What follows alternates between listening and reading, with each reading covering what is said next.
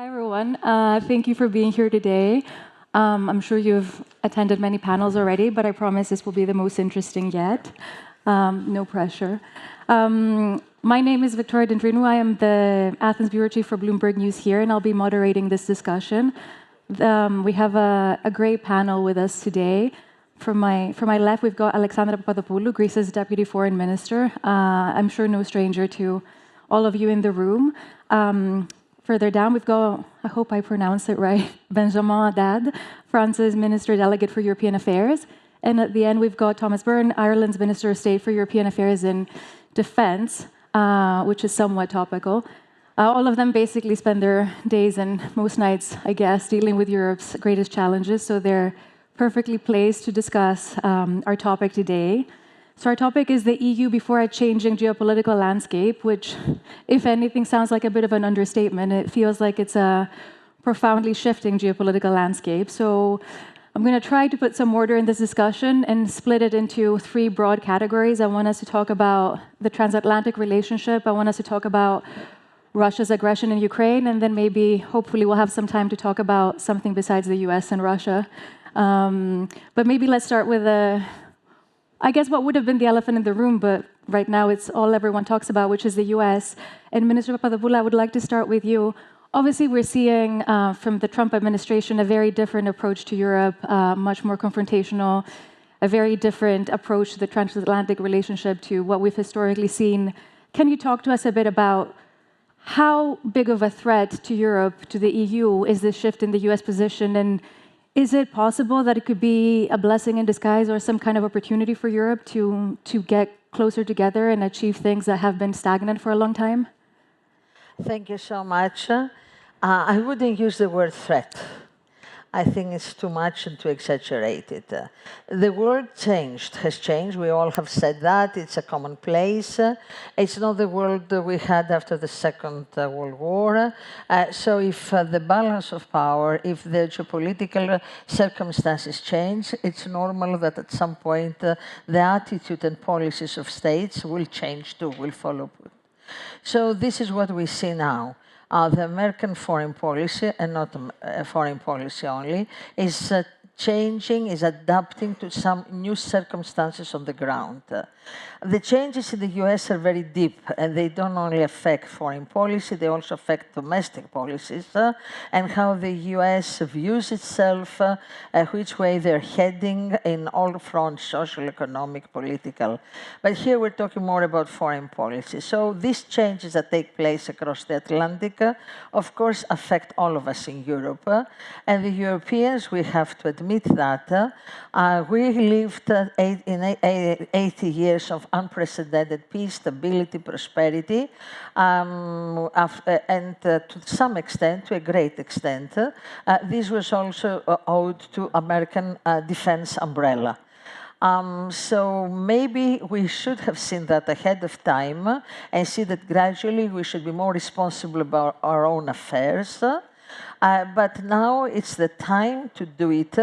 So I see it as an opportunity to get our act together, see our needs, because our needs have changed also in response to the changing world circumstances, see our needs, coordinate our actions, and seek that we, what the French president said, strategic autonomy, and something that Greece follows.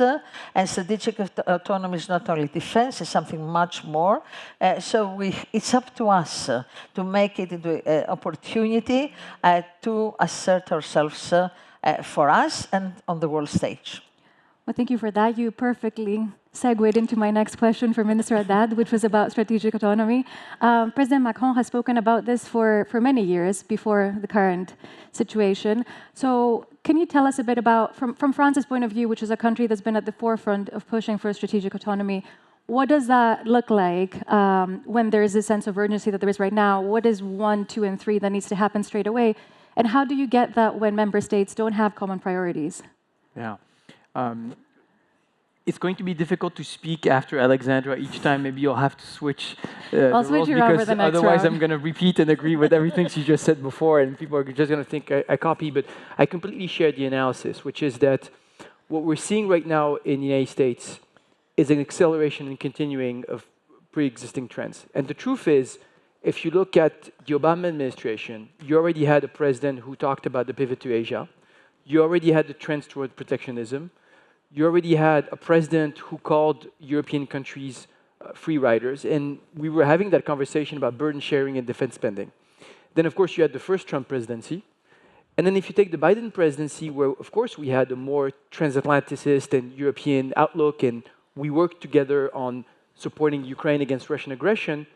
If you look at economic issues, you also had the Inflation Reduction Act, which was this massive subsidy program into the US economy at the detriment, to a large extent, of European economies and companies, uncoordinated with allies. You had the Afghanistan withdrawal.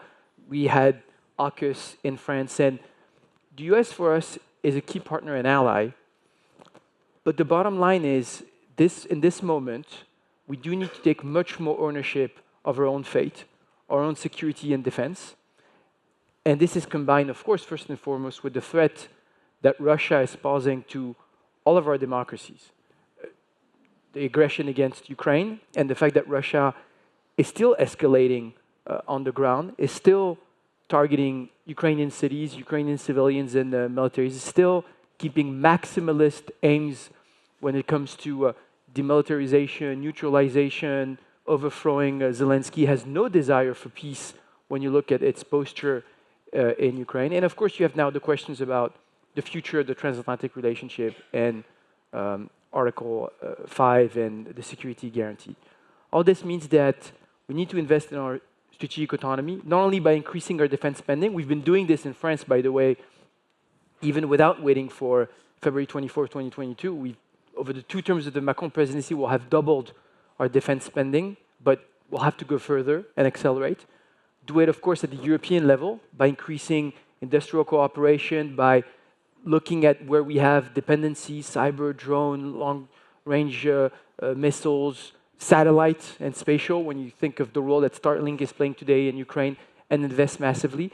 But go beyond that, because it's not only about military. It's about making sure that when it comes to tech, the key actors tomorrow in AI or quantum are also Europeans. We have so many incredible startups, and I speak in a country that has a very dynamic tech sector, like France, and of course like Ireland. Let's make sure that our innovators don't go to the United States to bring innovation there. Let's make sure that the 300 billion euros of European saving that cross the Atlantic every year to fund US capital markets actually stay in Europe to fund our startups, our innovators, and SMEs. There's a lot to do to really, but I think in this moment, we are clearly at a historical turning point where you see the sense of urgency, you see this growing unity and convergence also about how we view our environment and the world. And the impetus now is on us to make the historical decisions we need on the tech side, on the military side, on the economic side, to really have Europe grow as its own power and be able to defend its own interest and security on the world stage. And I would just add one last point to this. I'm convinced that this is actually what will help salvage in the long run the transatlantic relationship. It's reshaping, redefining it in a much more balanced way with Europeans that can take matters into their own hand, that can bring value added to the alliance. So investing into our strategic autonomy and sovereignty and being a key ally in the United States actually reinforce each other rather than contradict. I'd like to move to Minister Byrne, who comes from a slightly different country, I guess, when it comes to defense. Ireland is notoriously, well, not famously neutral, not a NATO member state, yet you're obviously a big part of Europe and a big part of Europe in this shift, but you also have very strong ties with the US, perhaps stronger than most other EU countries. How do you see Ireland's role in this juncture vis-a-vis both the US and Europe? Is it a chance to pivot stronger to Europe? Is it a chance to participate in defense? And not just as Ireland, but you also are going to hold the EU presidency in, I think, just over a year. So how does the role of Ireland feature in this environment? Well, hopefully very, very important, and thanks for having me here in Delphi. It's just wonderful to be here. Ireland is a European country, and our economic success over the last 50 years has been predicated on 2 things, really: education and membership of the European Union. and we're very aware of the European Union. We're probably the most enthusiastic country in the European Union in terms of our membership. We saw the negatives with Brexit. So we've 90% in favour of European Union membership if they're revoked tomorrow. So European Union is our home, it's where we are, it's who we are. Having said that, there are 30, 40 million people of Irish extraction in the United States. So we do maintain very close personal links, family links, cultural links, and indeed business links as well. And we see the United States and some other countries with the European Union as being the democracy of the world, because democracy is not getting any bigger, unfortunately, it's getting smaller. So I think it's very, very important, and agreeing with a lot of what Ben says and what Alexandra says, we still have to, while we must look after ourselves, and I do agree with that, we have to maintain the links with the democracies of the world, and that includes the United States of America, and we need to maintain very close friendships with them, because democracy above everything else is precious. And we need to protect our democracy as well. And you mentioned Ireland's defence policy, and if I may just explain it briefly, our defence policy really, our policy of neutrality is characterised really by non-membership of NATO. And I don't think that's going to change. However, I think it's becoming increasingly clear to the Irish people, and certainly to the government, that we do need to invest in our defence policy, in fact invest in our neutrality. So when my party came into power in 2020, one of the conditions for us entering government was to establish a commission on the defence forces, to look at expanding and investing in our defence forces. And we agreed, separate to the events, again, like Ben mentioned in France, separate to the events of February 22, we've agreed to significantly expand our defence spending over the next number of years. And we need to do that. It's come at a good moment. And what we're also doing as well is explaining to the Irish people that, yes, we have our own nuances, our own traditions, but people in Eastern and Central Europe face real threats, and indeed the people in the Mediterranean face similar and other threats as well. And we have our own threats too in terms of cyber attacks and our maritime safety too. So that conversation has really developed in Ireland, and I think it's going to continue to develop. As I say, we won't be joining NATO, but I think we'll be taking a much stronger interest in our own defence, but also in the defence of Europe as well. I wanted to zoom in a little bit on Russia and Ukraine, which is obviously very central to everything we're talking about, even with respect to the US. Minister Haddad, we keep talking about what Russia's endgame is in Ukraine. Could you maybe tell us what you think Europe, the EU's endgame should be when it comes to Ukraine? What should we be looking at, and what's our timeline? What's very clear is we want peace in Ukraine, what Ukrainians want, to be able to live peacefully, to choose freely their political orientation, their geopolitical orientation, their alliances, to be able to live fully as a democracy on the European continent. But the question is, how do you achieve this? And there's no simple and easy solution to this. It's not you push a button and you just end the conflict and then you're done. So what we want is first to be able to get to a ceasefire. And it's clear when you look at the negotiations that have been unfolding in the last couple months that Russia is the one that's turning its back on peace. It's no surprise. You know, President Macron, he at the time went to Moscow and Kyiv. He tried diplomacy very courageously. Russia's the one that chose war, and Russia's the one that decided to close the door to diplomacy and chose aggression. And you have today President Zelensky a month ago that accepted in Jeddah the concept of a full truce. Russia has not responded to it. Then we had the possibility of a truce on energy infrastructure and on the Black Sea. And then Russia continued its maneuvering by asking for lifting of sanctions. So you see clearly that the one that is still escalating and is still continuing its aggression is Russia. The only way to get to a ceasefire, and that's the first step, is to increase the military and economic pressure on Russia and to continue to support Ukraine to put them in the best possible position for the negotiation. And then the second step is to make sure that as we negotiate a peace, we have a just and lasting peace that's not just a break, a parenthesis that Russia uses to rearm and then to reattack Ukraine, because we've been there before. We saw the Minsk agreement in 2014, 2015 that was violated times and times again by Russia until it chose its full-scale invasion in 22. So let's make sure that first we support in the long run the Ukrainian army to be strong and robust. That's the first security guarantee. And then, and that's the conversation that we're having with allies such as the UK and others, let's make sure that Europeans take their responsibility, because it is our security, their freedom and democracy, but our security that Ukrainians are defending right now by fighting the Russian aggression. We have to take our responsibility in providing security guarantees to deter further Russian aggression. This is not just about Ukraine. This is also about the security of Europeans. We see Russia that's more and more threatening against our democracies: interference, cyber attacks, sabotage, constant intimidation, and rethinking the borders of Europe, of the post-Cold War security architecture. So clearly this is a moment where we'll have to take our responsibility.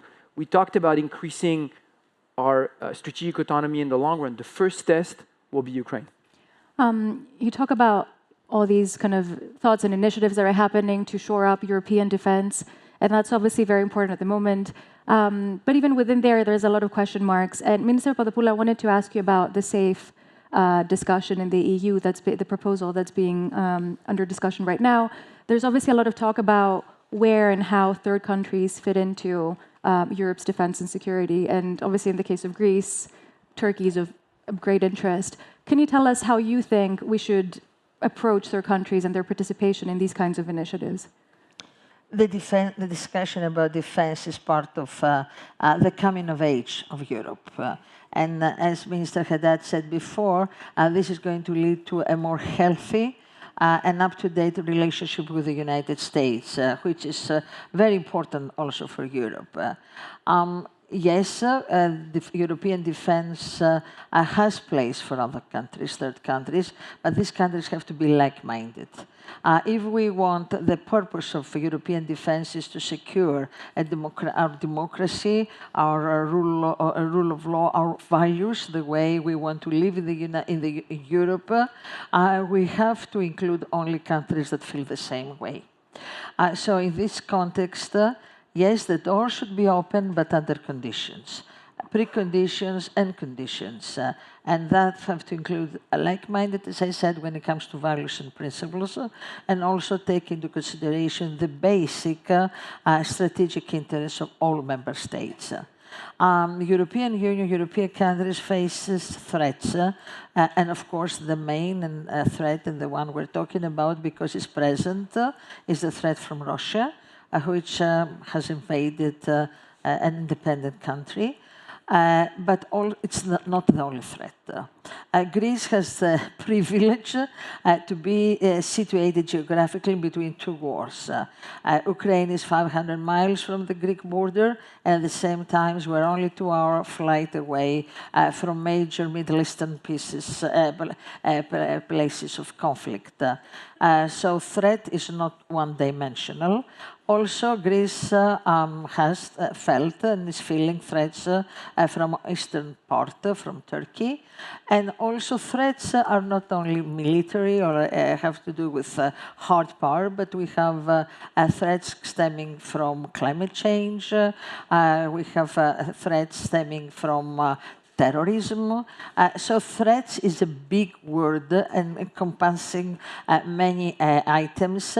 And part of the European defense is to identify the threats and what every member state feels about it and take these security needs into consideration. Greece is very, very strict about that.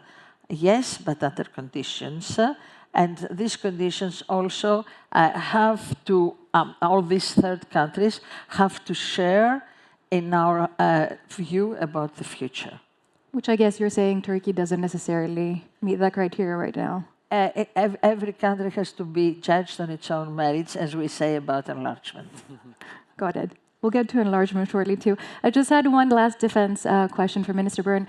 Everything we're talking about is obviously very important, but it's also takes some time to work, to come into effect.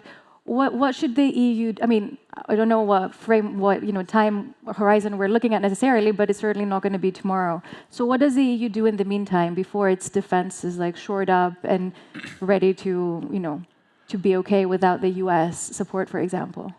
Well, again, I speak from a country that's not part of the NATO alliance, so we're not part of any alliance at the moment. But one of the big challenges we have at the moment with increasing our defence spending is the procurement process. It takes a long time, it's difficult to get product, and that is an issue for us because we've committed to substantially increasing our defence spending. If we wanted to go even further, I think we would find challenges with the procurement process and actually purchasing the equipment. So that is a challenge, I think, for everybody. What we're trying to do in Ireland as well is make sure that our SMEs can be part of the European defence industry as well, and we're making some changes in our system to facilitate that, and that has to happen. We've got to make sure in a version of autonomy stratégique that we can do these things ourselves. And I think that that's very important that we can, nobody wants to be spending money on this except that we need to do it, and that's why we want to do it, because we need to do it. We've got to make sure as well that we've people employed, that we've the information, the knowledge, the research that allows us to do this, and make the case as well all the time to our people that this is in the cause of peace, that we can only have peace and democracy if we protect ourselves. And that is a challenge. It's countries who are effectively on the front line in Eastern and Central Europe don't feel that challenge as much. Their citizens accept and know exactly why they need to spend so much on defence. Greece as well spends historically very high in defence. But move away from those areas, it's challenging to explain to the public why we have to spend this money on defence. So again, that's something we need to do at European level as well, to continue to tell that story of democracy and its protection to our citizens right across the EU. Just one last question on defense for you before we move on.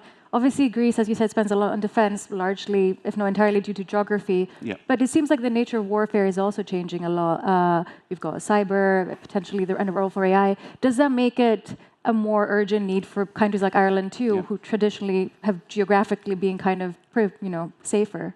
You better believe it, because I mean we have so many cyber attacks.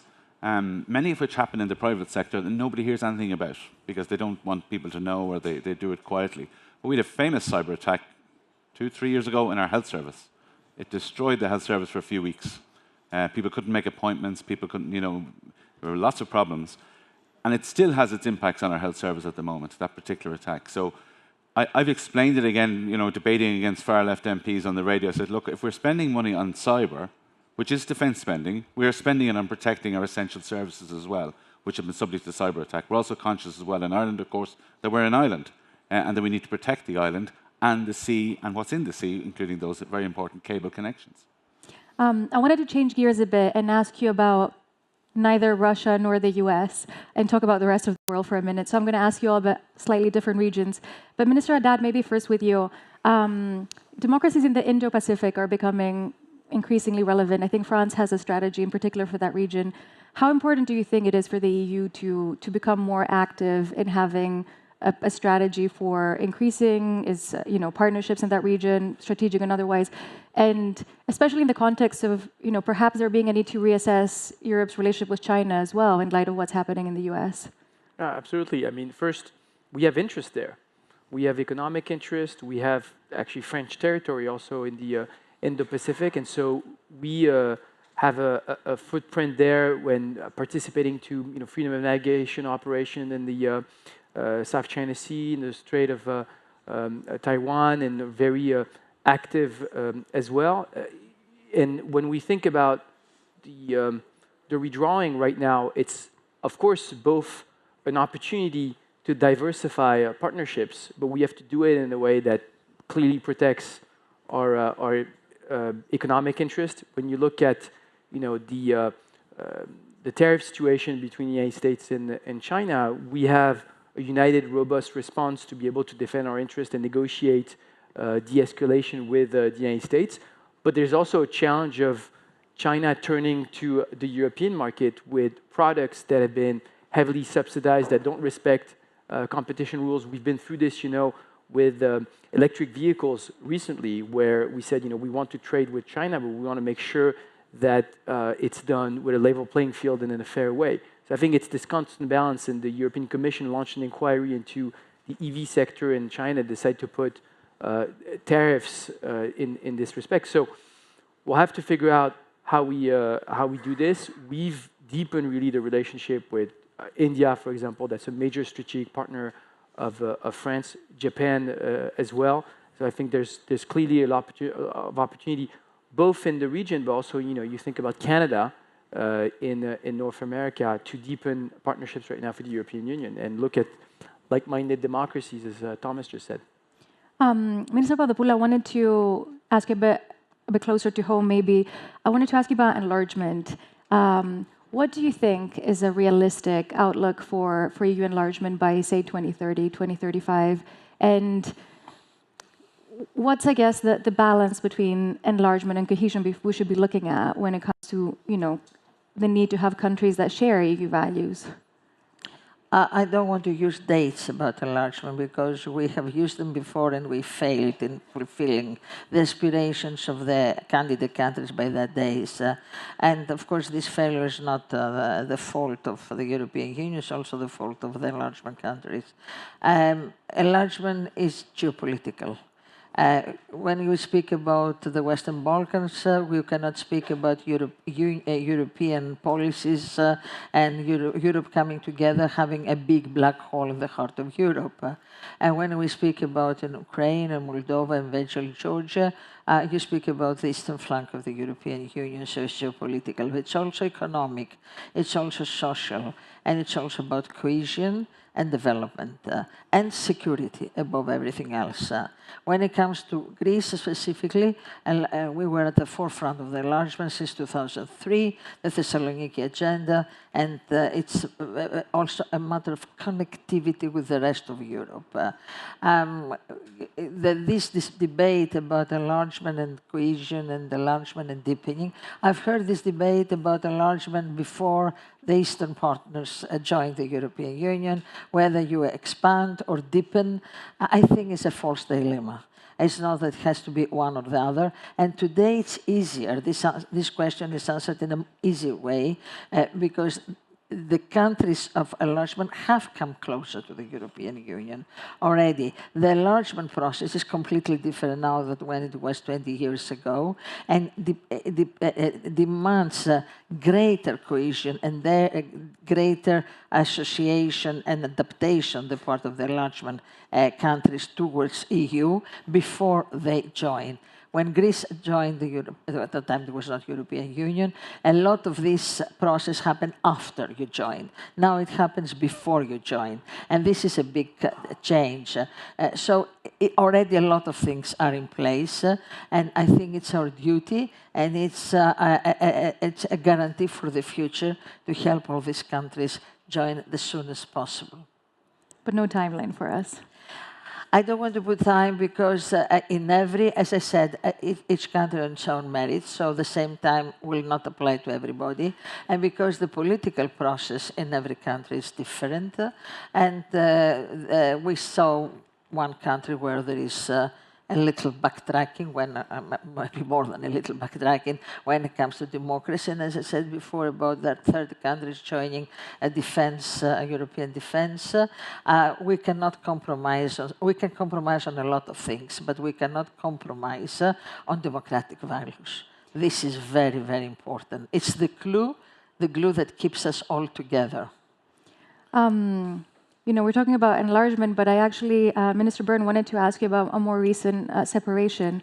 We're seeing now, especially in the last couple of months, in the context of Ukraine and what's happening with the US, the UK being much more active in the European discussions, much more active in defense discussions, Keir Starmer participating, holding summits, all these things. Do you think the current kind of geopolitical juncture could present an opportunity for the UK to come back closer to the EU? Maybe I hesitate to ask about membership, but what do you think could come out of this? Well, I think they're certainly closer to the EU in that there's not the hatred or the antipathy between London and Brussels. Certainly there never was on our side, but clearly there was in some political circles in London. So that's over, thank God. And those discussions that are happening at a high level on security and defence are so welcome. It's just so welcome. In fact, what I'd say to our British friends is that it's great that they're now re-engaging because for a long time their visits were reduced, they didn't really have a presence in other European capitals to the extent that they used to have, and that has changed. It's really been a reset, it's noticeable, and in our case, it's critical for peace on the island of Ireland that we have a good relationship with the UK and that Europe has a good relationship with the UK. So for that reason alone, we're very happy. Now, when you get into the detail of all of that, we in Ireland would love to see an SPS agreement, which is like food and plants, that we could move them. But that requires a lot of questions to be asked of the UK in terms of the requirements for such an agreement. And once you get into the detail of that, it's very, very difficult. There's obviously going to be an EU-UK summit. I'll be engaging, and Ben has engaged as well, I'm sure, and Alexandra's engaged with her British counterparts too. But there's a lot of really important questions to be asked as well about practical day-to-day items, fishing, and all the other things, and the implementation of the trade agreement that we have. So while the reset is really positive, and we've had our own summit with the British as well, it was really positive, and we're working closely on lots of issues. On the day-to-day issues that glue the European Union together, I think there's probably a lot of work to do, but we're certainly willing to help in any way that we can. I'm conscious of time. We're almost done. So what I wanted to do is maybe try to end on an optimistic note in what seems like a pretty challenging geopolitical outlook. I was wondering if all three of you could think of one aspect of the current geopolitical climate that you know is giving you some optimism about the future of the European Union. Minister Papadopoulou, I don't know if you want to go first. I know you're maybe not an optimist by nature. I'm not an optimist. I think you should prepare for worst-case scenarios, but then you're always ready for the good. But I believe in survival instincts of people and countries and nations, and so we always find a way around it. And we live in an interconnected world, and all of us understand that we cannot live alone in this world, and we have to share. So in the end, some kind of solution will be found. That was pretty optimistic. I mean, Haddad, how about it's you? realistic. You have to be an optimist to get involved in politics. You can be lucid and pessimistic about the situation, but then optimistic about the action and what you need to achieve. No, I'll tell you something very simple. 3 or 4 months ago, all the commentary was about how this new situation, especially the transatlantic situation, was going to bring an upsurge in populism and far-right populism all across Europe, and a division in Europe. We're seeing exactly the opposite. I'm not saying that you don't need to work on it on a daily basis, but our public opinions are seeing how much better we're off with a stronger and united Europe. Look at the trade situation. Does anyone think they're better off going in dispersed way or going as a bloc as 27 to be able to negotiate and defend our interest? The answer is obvious. Same thing when you talk about defense, same thing when you talk about Ukraine. Ideas that we had been discussing for years, from the Capital Markets Union to Eurobonds, get a renewed sense of urgency because of the situation. And so you're seeing this, and same thing, you have a pro-European sentiment, I think, that is, again, on the rise. By the way, this was exactly the same thing last time. I remember after Brexit and the Trump election, people said, you're going to see far-right populists take over Europe. And I was involved in the Macron campaign in 2016, 2017. We had EU flags being brandished in rallies and people saying, you should not get the EU flag out there. This is not popular. This is not the moment to do this. And it's exactly the opposite. So I do think this is a moment for Europe, and now it's up to us to make it real. Minister Byrne, do you think Europe is going to come out stronger from all of this? I'm very optimistic. And just briefly on the populism point, we had an election in November. The Populist Party went down by 5 points. We were, I think, the first government in the Western world to be re-elected last year. So I go back to my political hero, one of my political heroes, John Hume, MEP, the peacemaker from Northern Ireland, from the city of Derry. In Strasbourg, he remarked when he came to Strasbourg as an MEP, if the French and Germans can build a bridge and walk across and be friends and work together at the European table, then there was no reason why Catholics and Protestants in Northern Ireland couldn't do the same. And that was his mantra for all his life. All his life, that example from Strasbourg. And that hope and his example of talking and engaging and not shutting the door to anyone. He got severely criticised in the 90s by the media in Dublin for talking to the IRA. Severely criticised, but he brought peace eventually. And his example is just to keep that door open. And I think as Europe, we work together with ourselves really strongly. We see what happened in the Second World War and how we've recovered from that. We don't take anything for granted. And we keep the door open to the rest of the world as well by showing our example of innovation, as Ben spoke about, defence that Alexandra spoke about, and maybe the Irish can make some contributions in some other areas as well. But we've lots of innovators and lots of people interested in defence as well. So, thank you. All right, perfect. Thank you all so much, with also letting me end on a somewhat optimistic note about the future of Europe and the world. Thank you for being here and for attending this panel. A round for our speakers.